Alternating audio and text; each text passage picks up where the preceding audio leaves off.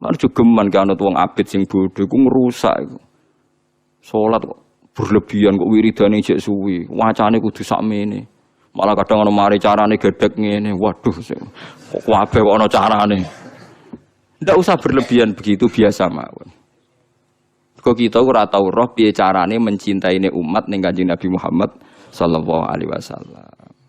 Mulane masyhur teng Twitter niku masyhur.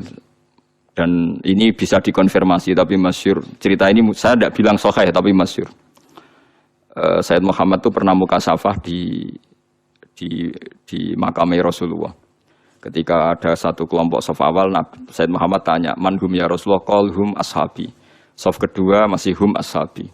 Tapi wa mi warohi aswidatun azimah. Ada kelompok yang lebih besar, banyak sekali. Terus Sayyid Muhammad tanya, "Man hum ya Rasulullah?" Qal hum al-Indonesian. Itu orang-orang Indonesia mencintai saya. Ketika beliau sadar, sampai beliau bilang saya mencintai Indonesia. Ternyata apa? Maulid di Indonesia itu yang bertato saja mauludan. Itu tidak ada di negara lain. Sing ora salat pun mauludan. Jadi belum ada orang mencintai Nabi kayak orang apa? Indonesia. Sampai kiai pertama yang nerima cerita itu, bareng ngecek, waduh, sing tatonan deh mauludan. Ya kita tidak pernah tahu cara mereka mencintai Nabi. Tapi saya pastikan di kitab-kitab itu ada riwayat Nuaiman itu pemabuk. Tapi dia mau mabuk yang terminal, mabuk ngarepe Nabi. Ya ditakzir be Nabi. Nah, itu kita tidak pernah tahu. Kowe kan gak ditakdir ngono lho, kowe aja mikir awam dhewe kowe ora ditakdir dadi wong iku. Lah makanya ya soal munafik ning zaman Nabi iku munafik bodoni wong sing jelas bener. Sementara wong sing bodoni kita iku bodoni wong sing ora jelas. Misalnya kita jadi kiai untuk duit proposal, untuk duit salam template, kan ya ora jelas niate sing ngekek iku piye.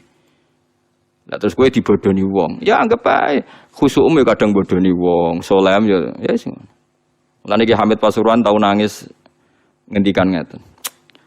Sowan teng Mbah Khalil niku pengasuh Pondok Sidogiri.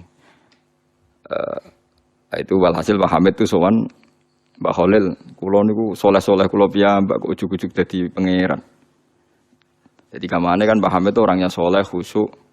Beliau soleh, alim, istiqomah jamaah, istiqomah sholat qobliyah ba'diyah. Tapi setelah terkenal khusyuk kan ya orang sowan, terus ngasih uang, ngasih macam-macam. Beliau sebagai orang ulama betul, ulama benar itu kan kecewa. Kecewanya kok khusyukku jadi duit.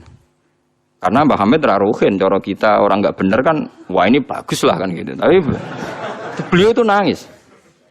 Nangis sowan Mbah Khalil. Mbah Khalil itu masih mbah-mbahnya istri saya kan. Mbah Hamid itu ya mbah saya karena misanane mbah saya. Ndak saya cerita ini supaya sampean tahu bahwa saya pantas dapat cerita ini. Karena Ki Hamid itu misanannya mbah saya, kan orang Lasem beliau. Dalah sing disewani itu mbah-mbahnya istri saya, Mbah Khalil. Jawabe ya iku urusanmu jen. Jawabe Mbah Khalil iku urusanmu. Makanya ndak ada ulama kecuali dua sikap sinis sama umat supaya njagani ndak semua kesolehan itu gak dadi duwe.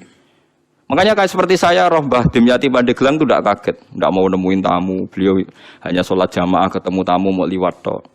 Banyak ulama yang sinis itu jangan kira sinis malah buat dalili falyukrim dhaifahu, ilmumu saya amatir.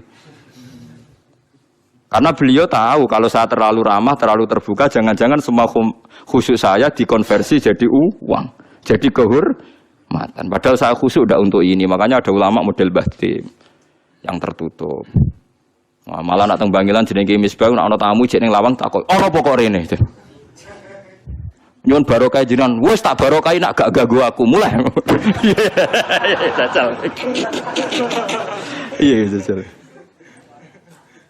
Tapi ada ulama juga yang hormat sama tamu. Kados guru kula Mbah Mun hormat tamu, Ki Arwani hormat tamu. Karena perintah Nabi fal yukrim dhaifahu. Tapi yang ndak hormat tamu ya banyak. Ya sampean tinggal ngikuti mana. Lah nek kowe ora perlu anut, niatan uta ora ana tamune lah. Oh malah penak kowe sampean penak. Niatan uta ora ana napa? Ora ana tamu. Jadi ulama itu banyak. Anda boleh milih, kefiahnya boleh milih. Tapi sing jelas khusyuk nak ditenani tetap dadi dhuwit. Wong terkenal alim sing sowan akeh, terkenal wali sing sowan akeh, nak nganti mbok nikmati ku dadi donya. Saleh dadi napa? Dunia. Karena ada kula kan khusyuk semua. Kulo nu misoi ruhin mbek ndongakno. Cara pangeran apik misoi. Perkara nak misoi terus ruhin rapati seneng, tapi tak misoi terus ya seneng aku wah Gus. Wah, cah jablek tenan. Oh, cah kok eleke baru. Oh, zaman kula kos teng kota gedhe angger sore baturi kula tak usir. "Fen mulai sakake bojo, mboten arep-arep kula kesel." Ya wis teng kriteng cah elek diusir-usir cek teko. Jadi ku sirine kenapa banyak ulama tertutup. Jadi ulama tertutup ya duwe alasan. Kau khawatir semua kesalehannya nanti terkonversi jadi uang. Banyak juga ulama yang senang tamu, senang umat. Piye iki titipane Kanjeng Nabi dihormati. Ya fakulun ala hakin semuanya benar. Kamu tinggal milih yang mana. Cuma saran saya ke milih ndi wae kan wis ra ono tamu. Jadi ke wis bener. Perkara nih solehmu aman rada tidu, we alhamdulillah. Tapi kadang jadi hasud, lah iku musibah. Jadi wes rada tidu we, jadi hasud. Lah iku kere kok hasud bareng terus.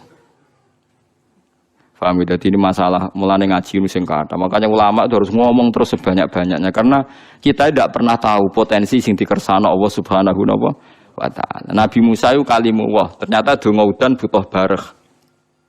Riyen para sahabat kados Umar, Sayyidina Ali top-tope sahabat. Mbek Kanjeng Nabi dipeseni apa? Kon njaluk donga Uwais Al-Qarni, pemuda desa mau tukang ngangon wedhus. Alim-alime tiyang arek Imam Syafi'i.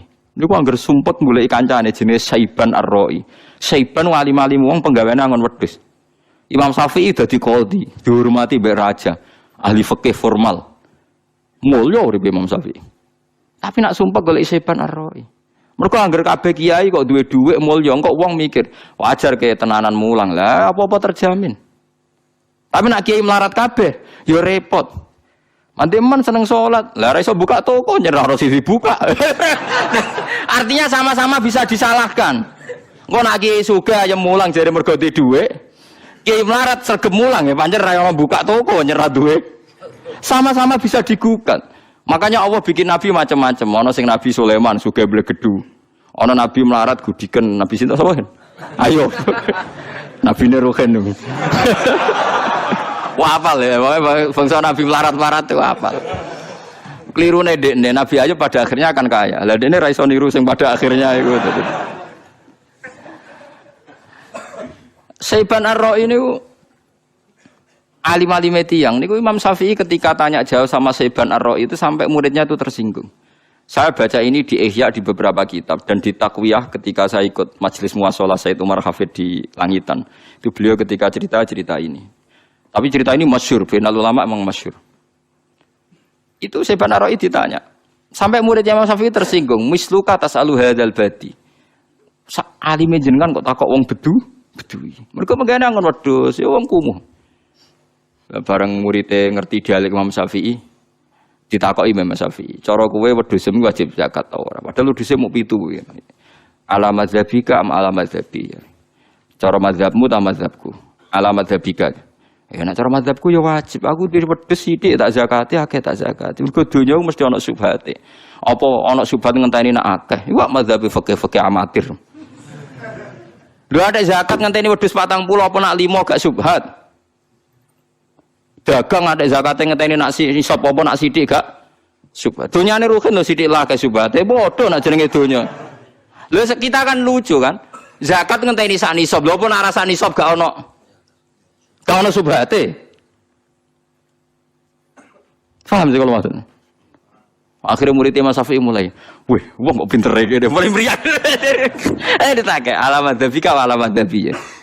Ya nah alamat dzabi semua dunya cek akeh sithik wajib zakat. Nah alamat dzabika yang ngenteni sak nisab. Akhirnya takok apa sampai beberapa hukum. Tiap ditakoki angger ditakoki alamat dzabika alamat dzabi.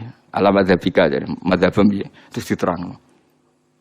Terus akhirnya mulai terus muridnya lagi ngerti. Masya Allah, cerita.